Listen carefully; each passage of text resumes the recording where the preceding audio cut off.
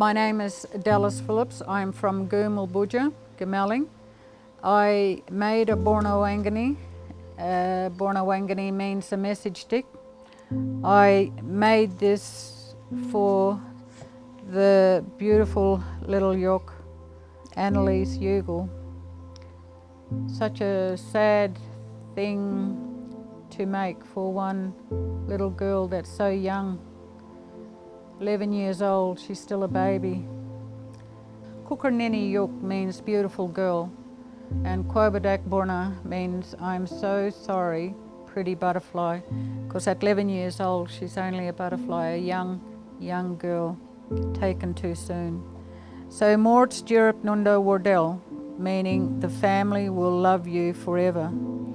It means a lot when you get a message stick, because I think I'm the only person who does them, and I felt so, I had to go and ring up a lot the Lifeline people when it came on the news, and Thomas, the husband, came out to see if I was okay. It just set something off in me, and I felt her pain, I felt her suffering. So it was my way to respect her and make this beautiful Borno Wangani with the Nyunga colours. And I would like to present it to the family. I also heard on the news that her favourite colour was pink, so I did pink love arts for the Morts, men and family. And this sort of thing should never have happened, and the bottom line is that a perpetrator, a predator, preyed on her, and she was obviously scared and had fear, and I know all about that. But I wanted to do something for her, so I smoked it with eucalyptus incense, and I put her in our yabani, which is our special star, and I hope that I soon can be able to find the family and give this to the family. And my heart goes out for Annalise, so I'd like to read this piece regarding Annalise and back her story, that this predatory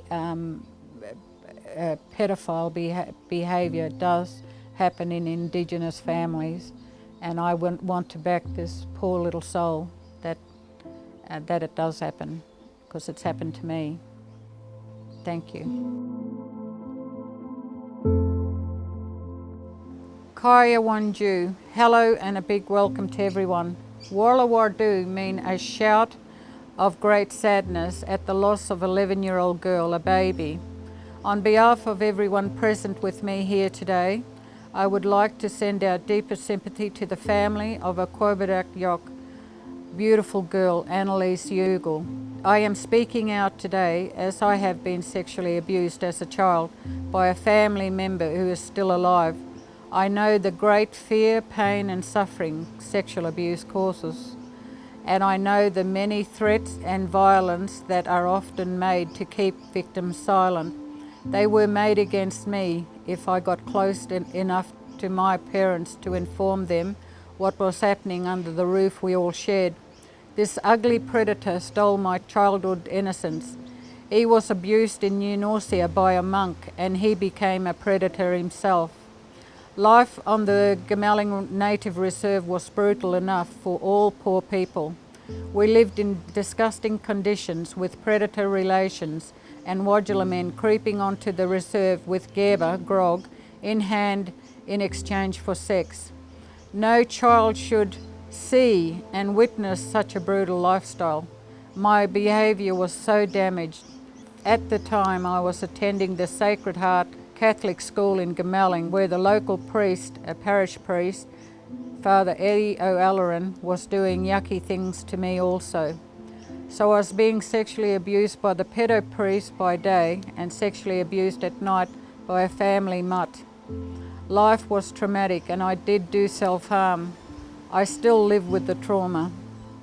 I was taken to New Norcia along with a relative by a native welfare worker called Musi. On the way, Musi stopped at the Wongan Hill swimming pool to cool off while me and my relative sat in the old-fashioned car in the stifling heat. Life became even harder at New Norcia because the sexual abuse continued. The perpetrator this time was a Benedictine monk, a so-called man of God. I was just a body to him. My eating habits changed and I became a loner, plus my nerves and anxiety became uncontrollable. I gunner and kumped my pants. I was so damaged. By the time I left New Norcia, I was broken and a disturbed young woman. I ended up at various detention centres and finally placed with the Home of Good Shepherd nuns in Leederville, with the promise of counselling and guidance, which was just empty promises. I worked at the laundry at Good Shepherd's and didn't even get paid. I call on all Noongar people to step up and take responsibility for our little people and build a better future for them. The drugs and alcohol parties have to stop, especially when Kurlunga's children are present. I ask you all to stop the family feuding and put that energy into protecting and nurturing our little people. I call on non-Indigenous people to be kind and walk with us at eye level, because a lot can change when we respect one another and work together. Help us to help ourselves. Don't be always knocking my mob and missing the good that many of us are doing. To the people who constantly criticise and judge Aboriginal people, let me remind you that we've been here for 60,000 years. The horrors of colonisation since 1829, just the last 190 years, have left us with a lot of trauma and dysfunction to deal with. What happened to me when I was little is just one example of why there's so much turmoil in our communities. There's thousands of us living with painful memories. It's tempting to dull the pain with alcohol, drugs and risky behaviours, and many do, at great cost to their health and relationships. Elders like me are working hard to shift the dial in the right direction, and we need understanding and support from the Wadjulas to do it. To my mob in jails, I say get rehabilitation and try to change your lifestyle, and don't cause chaos that impact on other human beings. You young fellas, instead of stealing cars, steal knowledge from school teachers. We need to see more positive things being done. Give a good example to the little people. My mob, get educated. It's the best way to end the cycle of poverty. It's not enough to just exist. Become something in life. I also call on the Noongar mob in public spaces to stop the antisocial toxic behaviour that is inflicted on other people.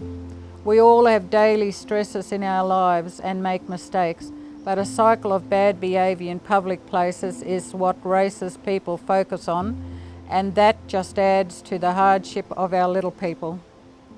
Everyone has the right to respect and dignity. The antisocial behaviour in public spaces has to stop now. If your life is a mess, like mine was for so many years, use the excellent community services that are available. There's lots of Indigenous organisations that can help you. And if you know there's crime going on, especially child abuse or domestic violence, go to the Manach, the police. I've done that personally and received great support in bringing a perpetrator to justice. So now, turning back to child abuse predators in Noongar communities, we need to name and shame and banish them from our communities. Their evil behaviour destroys children's lives and degrades Noongar culture. This is not just an Indigenous issue. It happens across all cultures, as my life story shows. Sexual abuse by a family member, a Catholic parish priest, a Benedictine monk. Pedophilia must be wiped out once and for all, for the sake of all little people. So in closing, I would also like to present a Borno Wangani message stick to the Ugal family in honour of Annalise Ugal, and I hope we can put an end to tragedies like this once and for all. Yokai, enough is enough, you mob. Protect our Kurlungas, give them a Murich Dadi start to life. Thank you all for honouring Annalise.